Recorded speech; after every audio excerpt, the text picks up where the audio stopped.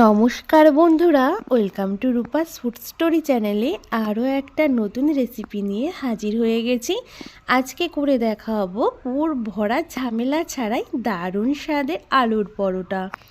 আলুর পরোটা তো বন্ধুরা তোমরা অনেকভাবেই খেয়েছো, তবে আজকে আমি কোনো রকম পুর ভরা ঝামেলা থাকবে না এবং কিভাবে সহজে ঝটপট নরম তুলতুলে আলুর পরোটা বানাতে পারবে সেই রেসিপি আজকে তোমাদের সাথে শেয়ার করব, যেটা বানানোর কয়েক ঘন্টা পরও একদম নরম তুলতুলেই থাকবে।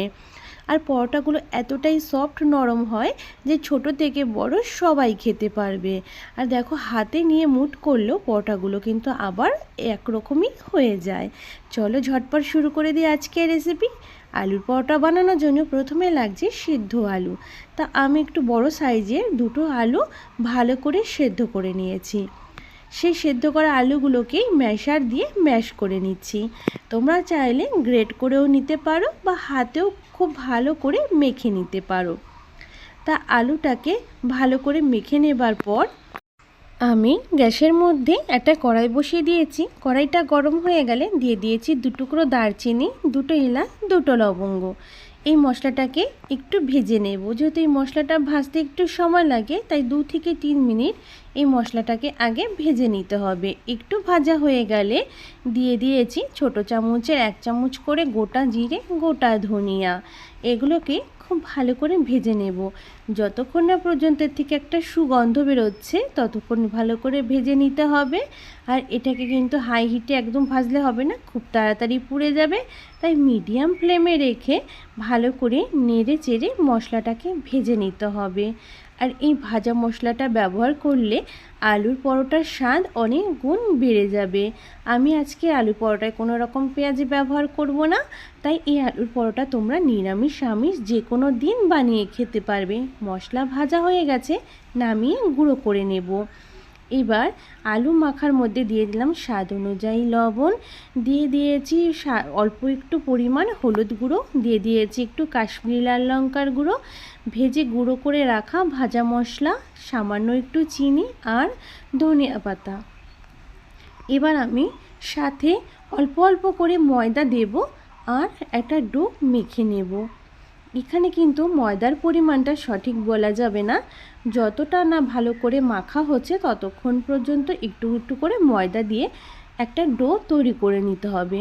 আর হাতে যখন এভাবে লেগে যাবে, যেহেতু আলু দেওয়া আছে তাই হাতে একটু সাদা তেল মেখে নিয়ে যদি ডোটা মাখা হয় তাহলে হাতে আর লেগে যাবে না, খুব সহজেই কিন্তু ডোটা মাখা যাবে। তা দেখো, ডোটা কিন্তু প্রায় আমার মাখা কমপ্লিট। এবার এটার থেকে আমি লেচি করে নেব। তোমরা যেরকম পরোটার সাইজ রাখতে চাও সেই অনুযায়ী এখানে লেচিগুলো তৈরি করে নেবে, যেরকম সাইজ তোমাদের পছন্দ হয়। তা দেখো, আমি এখানে লেচিগুলো কমপ্লিট করে নিয়েছি। এবার রুটি বেলে নেব। শুকনো ময়দা লাগিয়ে নিয়েছি, শুকনো ময়দা দিয়েই কিন্তু বেলে নেব। তাই এগুলো যেহেতু পরোটাগুলো নরম হয় আর বেলার সময়ও খুব আস্তে আস্তে বেলে নিতে হবে, খুব বেশি প্রেশার দেওয়া যাবে না, কারণ এগুলো কিন্তু ডোটা খুবই নরম আর সফট। তা দেখো, এইভাবেই আমি কিন্তু ভালো করে বেলে নিচ্ছি, যতটা ভালো করে বেলে নেওয়া যায়। তোমরা চাইলে পরোটাগুলো ত্রিকোণ শেপ কিংবা চৌকো শেপ, যেটা তোমাদের পছন্দ হয় সেইভাবে পরোটার শেপ দিতে পারো। তা পরোটা সবগুলো আমি একইভাবে গোল করেই বেলে নিয়েছি। তা প্রথমে একটা তাওয়া ভালো করে গরম হয়ে গেলে একটা পরোটা দিয়ে দিয়েছি। প্রথমে রুটি ভাজার মতন 2 পিঠ খুব ভালো করে একটু সেঁকে নেব। আর তোমরা যদি কেউ মনে করো প্রথমেই তেল দিয়ে ভাজবে তাহলে সেটাও ভাজতে পারো। তেলের বদলে ঘি, বাটার যেটা ভালো লাগে সেটাও ব্যবহার করতে পারো। তা আমি রুটি যেভাবে ভাজে সেভাবে আগে আলুর পরোটার দুটো পাশ ভালো করে একটু সেঁকে নেব, তাতে পরোটাটা ভেতর থেকেও খুব সুন্দর ভাজা হবে। যখন দুটো পাশ একটু সেঁকা কমপ্লিট, তারপর ওপর থেকে সাদা তেল দিয়ে দেব। সাদা তেল সবার ঘরে সবসময়ই থাকে, তাই আমি সাদা তেল দিয়েই করে নিলাম। এবার দুপাশ খুব ভালো করে একটু লাল করে ভেজে নেব। এপিঠ ওপিঠ দুপিঠই আমি উল্টে পাল্টে ভালো করে একটু ভেজে নেব, যাতে পরোটাটা খুব সুন্দর করে ভাজা হয়। তোমরা কীরকম ভাজা খেতে পছন্দ করো অবশ্যই জানাবে, কম না বেশি। তা আমি একটু লাল করেই ভেজে নেব, তাতে পরোটাটা খেতে কিন্তু বেশি ভালো লাগবে। ভালো করে চেপে চেপে সুন্দর করে পরোটাটাকে আমাদের ভেজে নিতে হবে। একটা পরোটা ভাজা কমপ্লিট। একইভাবে কিন্তু আমি আরও একটা পরোটার কিন্তু দুটো পিঠ সেঁকে নেব। সেঁকে নিয়েই কিন্তু তারপর আবার সাদা তেল দিয়েই কিন্তু ভেজে নেব। ওপর থেকে সাদা তেল দিয়ে দিলাম, পরোটাটা সেঁকা হয়ে গেছে। এবার সাদা তেল দিয়ে দু পিঠ খুব ভালো করে ভেজে নিতে হবে। আর এইভাবে ভাজলে পরোটাগুলো কিন্তু ভীষণ নরম আর সফট থাকবে, কয়েক ঘন্টা পরেও শক্ত হয়ে যাবে না। তা দেখো এইভাবে কিন্তু আমি সমস্ত পরোটাগুলো লাল লাল করে এইভাবে ভেজে নেব। আর পরোটার কালারটাও কিন্তু খুব সুন্দর এসেছে।